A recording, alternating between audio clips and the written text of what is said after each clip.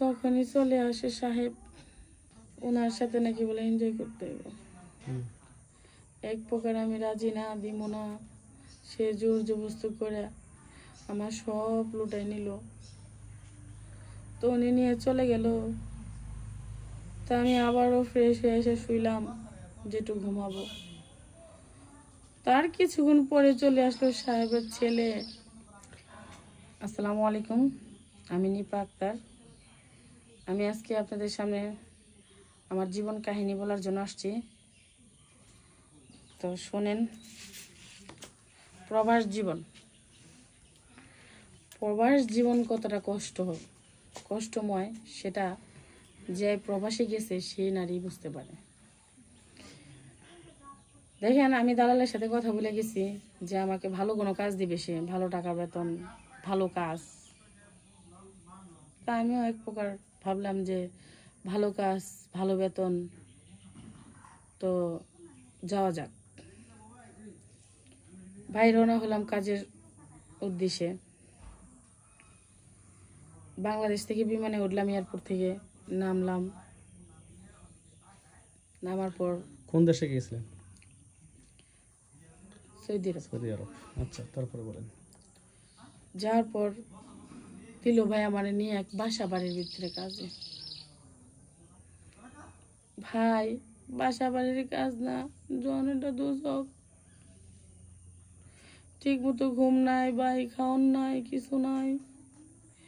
এক সেকেন্ড রেস্টও দেয় না ভাই। সারাটা দিন আমার দিয়ে কাজ করায়। তারপরেও দেখেন, সারাদিন কাজ করার পরে রাত্রে একটু রেস্ট নিব, ঘুমানোর কোনো সুযোগ নাই ভাই। যখন একটু শুইতে যাই তখনই চলে আসে সাহেবের সাথে নাকি বলে, ওনার সাথে নাকি বলে এনজয় করতে হবে। এক প্রকার আমি রাজি না, দিব না, সে জোর জবরদস্তি করে আমার সব লুটাই নিল। তো উনি নিয়ে চলে গেল। তা আমি আবারও ফ্রেশ হয়ে এসে শুইলাম যেটু ঘুমাবো। তার কিছুক্ষণ পরে চলে আসলো সাহেবের ছেলে। হ্যাঁ, তারপরে সাহেবের ছেলে চলে আসলো, সেই একই রকম কাহিনী ভাই, সেই কি করুন কাহিনী। আমার আর মন টিকতেছিল না ভাই, দেশে আসার জন্য মন ছটফট করতেছিল। বাড়িতে ফোন দিলাম, আমার তো ভাই বাবা মা নাই। বাড়িতে ফোন দিলাম চাচা চাচির কাছে যে আমি দেশে চলে আসব, আমার এরকমের অত্যাচার করে তারা। চাচি বললো খবরদার আসা যাইব না। চাচাই বললো যেমনে পারো তুই দেশে চলে আয়। ভাই আমি তো পড়ে গেছি গিয়ে দালালের খপ্পরে, যাওয়ার কোনো সিস্টেম নাই ভাই, ঘরতে বেরোন যায় না, ঘরতে কোনো হানে যাবার দেয় না, সব কিছু ঘরের ভিতরে ভাই। এখন ভাই আমি তো বাংলাদেশে যাবার চাই, কেউ যদি পারেন আমার বাংলাদেশে ভুলে যান। আচ্ছা, আপনি যে ওখানে ছিলেন, আপনার যে কষ্টগুলো, হ্যাঁ, অবশেষে যে আপনি ওই দেশ থেকে এই দেশে আসলেন, মানে সৌদি আরব থেকে যে বাংলাদেশে আসলেন, ভাই একজন মানুষের কারণে আসছি। তার কথা একটু বলা যাবে? তার কারণে আসছি ভাই, লোকটা খুবই ভালো ভাই। সে ফেসবুকে আমার এইটা দেখছে, দেখার পরে উনি, আমি অবশ্য নাম্বার দিয়ে দিয়েছিলাম, আমার সাথে কন্ট্যাক্ট করছে ভাই। পরে উনি এই ভিসা টিসা লাগায় অনেক কষ্ট করে ভাই আমার আনসুজা থেকে। ও, সেই লোক আপনাকে নিয়ে এসেছে? জি ভাই। পরে তাহলে আপনি এখন, আর এখানে আসার পরে কি আপনি দালালের সাথে কোনো যোগাযোগ করেননি? ভাই দালালের যোগাযোগ করবার চাইছিলাম ভাই, দালালরে তো খুঁজে পাই না। দালালের বাড়ি ঘর চেনেন না? না ভাই। ও,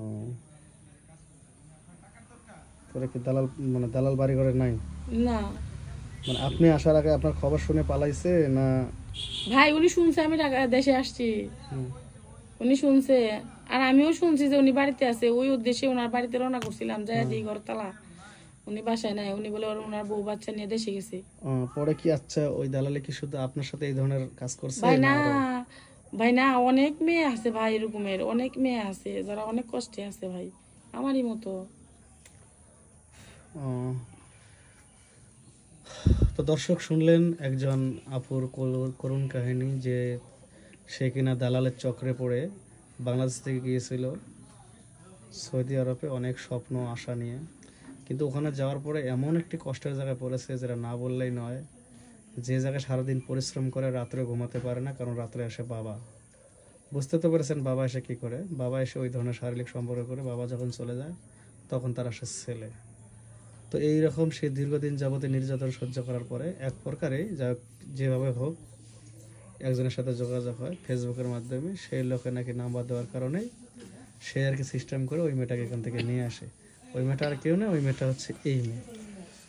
তো দর্শক আমি এটাই বলবো, আমার অনেক ভাই বোন আছেন যারা প্রবাসে যেতে চান, প্রবাসে যাওয়ার আগে অন্তপক্ষে অবশ্যই ভিডিওটা দেখে একটু সতর্ক হবেন, যে যেখানে একবার পা বাড়াবেন অন্তপক্ষে 10 বার ভাববেন, কারণ আপনারা মেয়ে মানুষ। এটা দেশে নয় যে দেশে হলে আপনারা যে কাউকে সাথে কথাবার্তা বলে সমাধান করতে পারবেন, এটা হচ্ছে বিদেশের মাটি। তাই 10 বার ভাবুন, তারপরে আপনারা পথ বাড়ান। আর যেখানেই যাবেন ভালোভাবে যাচাই বাছাই করে আপনার স্বপ্নকে বাস্তবায়ন করুন। তো সবাই ভালো থাকবেন, সুস্থ থাকবেন। যদি পারেন ভিডিওটা শেয়ার করে দিবেন। এই আপুর এই ভিডিও দেখে হয়তো অনেক আপুরা শিক্ষা নিতে পারবে। আল্লাহ হাফেজ।